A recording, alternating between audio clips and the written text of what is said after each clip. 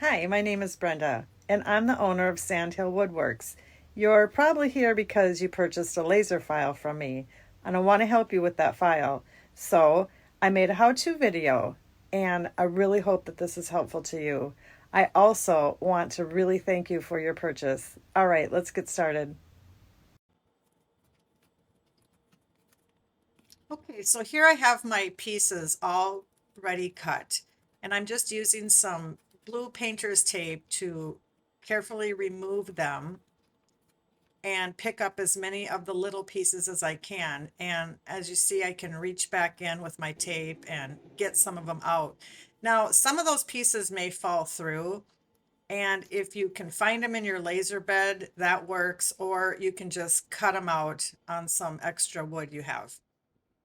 And here I'm using some Gorilla tape, which is very extra sticky and it pulls masking off really nice. And then I just touch each of the little pieces to the tape and then set them down so that I know what side I want to decorate. And then I know what side is up, and it keeps them all together.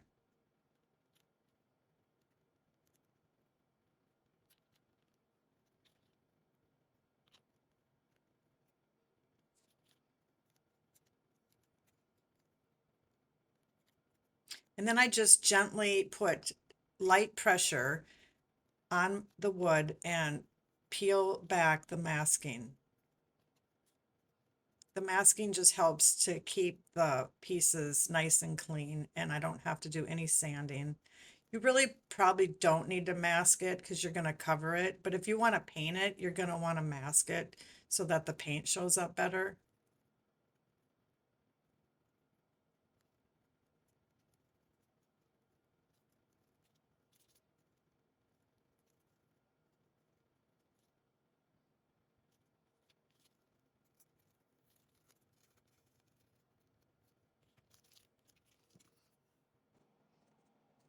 And now I'm just taking the frame of my horse and I'm matching it up to some paper colors that I think would look good.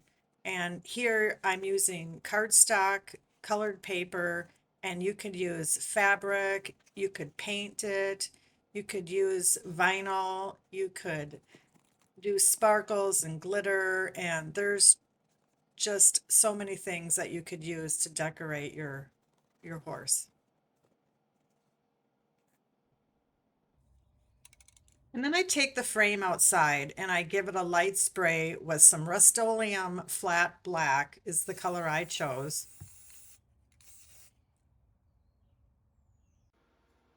And while that's drying, I go in to my Lightburn software, and it's important to remember the eyes and the nose. When you're cutting out the body that includes the face, you want to remember to include those. Once I have selected the pieces on Lightburn that I want to cut, I just lay my paper down over the area I want that color on. And this is for the body.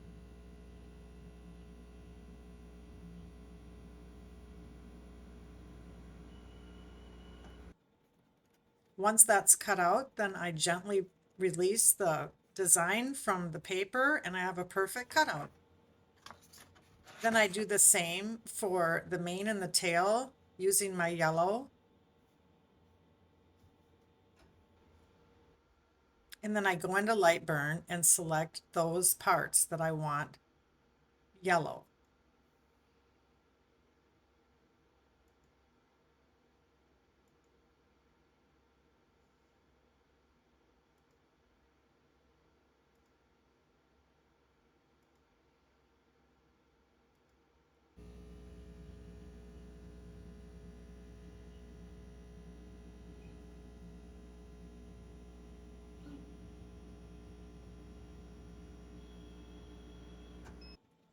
Now these pieces are very small and you may decide to paint the hooves, but I chose to just go ahead and use the paper.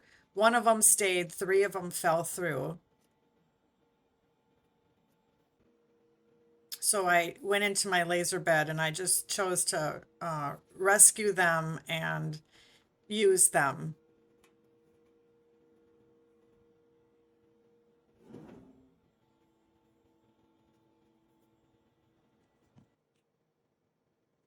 And now I'm using a light coat of Mod Podge, and I'm just making sure to get all the edges and corners and then lay my paper design down with a gentle rubbing.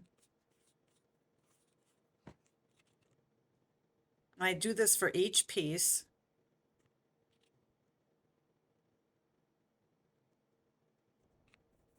And as you're touching the edges of your cut wood, your fingers will end up having a little black on it. So I keep a damp cloth to wipe that off so I don't get that on my paper. And now I know that since I set my pieces down for the hooves right away, I know that they're face up, so I can just go ahead and put my paper right on them. And now I have my frame, and I just gently insert all the pieces.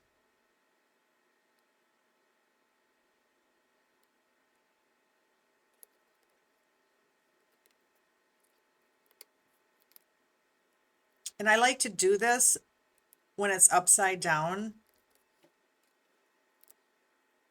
I just feel like that's easier for me. And then I also like to use a tweezers to pick up some of them really small pieces.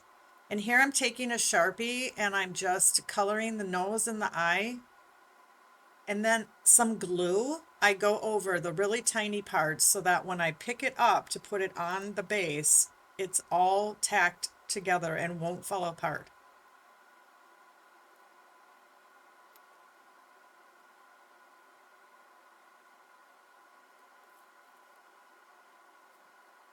And then I put a light layer of glue on the base, making sure to get all the edges.